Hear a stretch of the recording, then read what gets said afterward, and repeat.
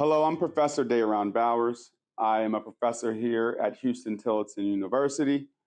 Over the next 10 to 15 minutes, I wanted to take some time to share my research on how we can incorporate AI in the classroom.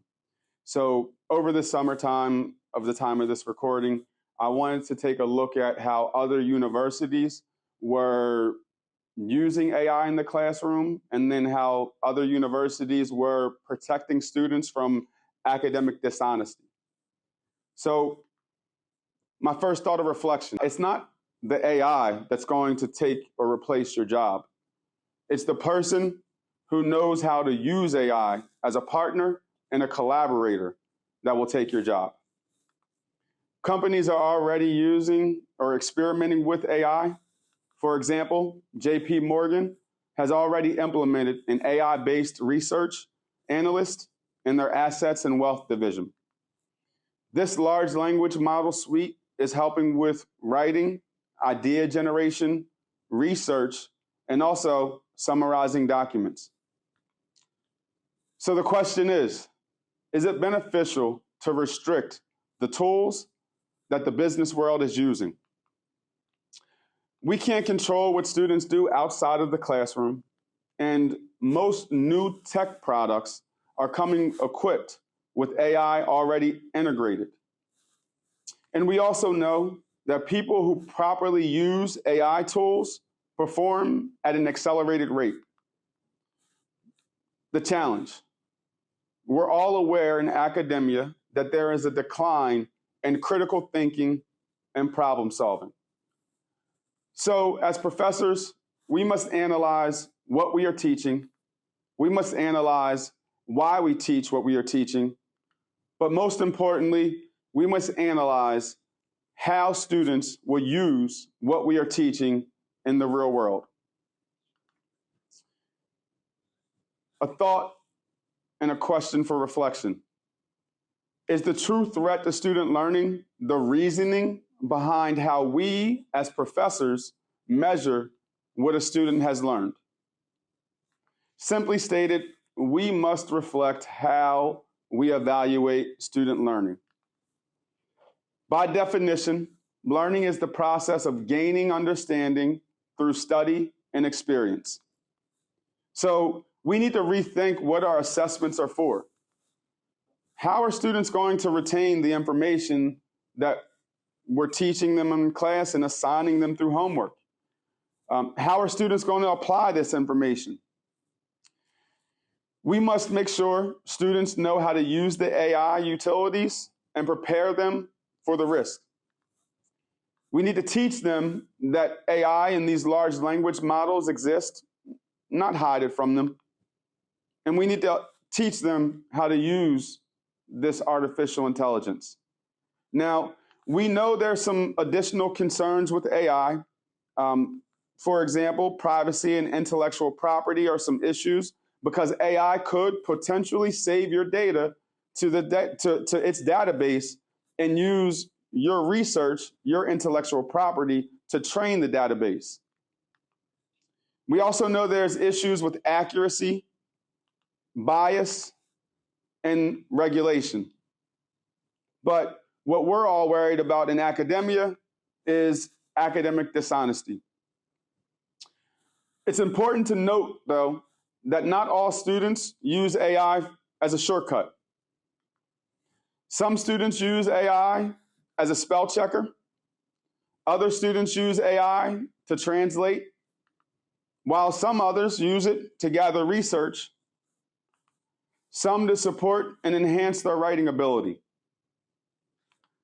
We must also give consideration to students who may use AI incorporated technology due to a disability. AI detectors don't work. OpenAI even paused their own detectors. At Huston-Tillotson University, we use Turnitin, and they disclosed that they know there's potential false positives that could occur. So for my assignments, anything that has less than 20% on Turnitin, I know that it could be a a false positive for that AI reading. These AI detectors can impact the relationship between the professor and the student. AI detectors go against our mission of building trust, responsibility, and independence, and a passion for learning. So we need to involve students in the process of regulating AI in the classroom. We need to find ways to work with and around AI. So reevaluate how we're teaching material. Reevaluate how we're assessing student learning. And most importantly, we need to set clear expectations. See, AI is a tool for comprehensive learning and research. So when you're incorporating AI into the classroom, have students synthesize and summarize content. Have students use AI for content creation or to support with creativity. Again, we need to find ways to work with and around AI. So encourage more collaboration in the classroom. You can do this by having a project-based student-directed learning or encouraging students to participate in debates. Have students work on customized group projects or case studies. Or use gameplay in the classroom to review material. We know AI is not well equipped for performing in-depth comparative analysis or synthesis assignments. We also know AI has challenges with assignments that draw on verifiable sources and quotations. Simply put, there's just too many gray areas when it comes to AI and the use of AI. So have one clear-cut policy for everyone. And then support the citation of AI tools. For example, in my courses, I'll allow students to cite tools such as Grammarly or ChatGPT, but in citing those sources, then it goes along the guidelines of plagiarism, where I will not allow students to have more than 9% on this Turnitin similarity report. So if they're using an excessive amount of in-text citations, the students know that they have to rework or reword. So it's important when we're looking at incorporating AI in the classroom that we give students a voice. This helps them to really process what it is that they're learning. So start classes with a discussion around AI usage. What's acceptable? What's not acceptable?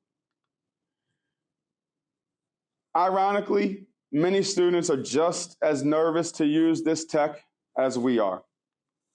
So let them have a part in deciding what is acceptable and what is not. Focus on showing students how they can partner with AI. Push students to complete higher level, more rigorous tasks. Help students develop their voice and creativity by thinking outside the box through reflection assignments and comparison assignments.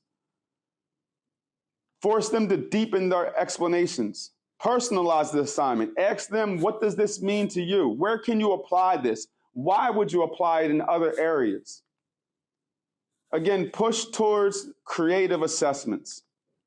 Encourage spicy opinions. And incorporate class discussions. Implement reflection assignments that challenge students to think about and discuss how they apply and learn this information, or have them discuss where they can apply this information. We want to encourage students to use AI as a tool within their processes and challenge students to simply stay curious. We also want to be critical how effective AI tools can be and make sure students are aware of some of these discrepancies. We all know the current versions of AI are flawed. So allow students to assess the effectiveness of AI tools with in-class exercises. Teach students to trust, but always verify. ChatGPT, for example, changes the way that we locate information. ChatGPT changes the way that we process information, and ChatGPT changes the way that we articulate information. So encourage prompting in the classroom. Now, prompting is the new Google search. For prompting to be effective, students need to ask the large language model system the right questions. Prompting is how we use AI to research and learn. Prompting is asking more relevant questions because simple questions will retrieve simple answers. In my intro to business class or intro to entrepreneurship class, I had students actually use ChatGPT as a consultant. And what they found was when the questions were too broad, ChatGPT actually returned an enormous amount of information. But the more specific their questions were, the more precise the text was that was returned to the student in the ChatGPT chat box. So encourage prompting by creating assignments where students can pick personas.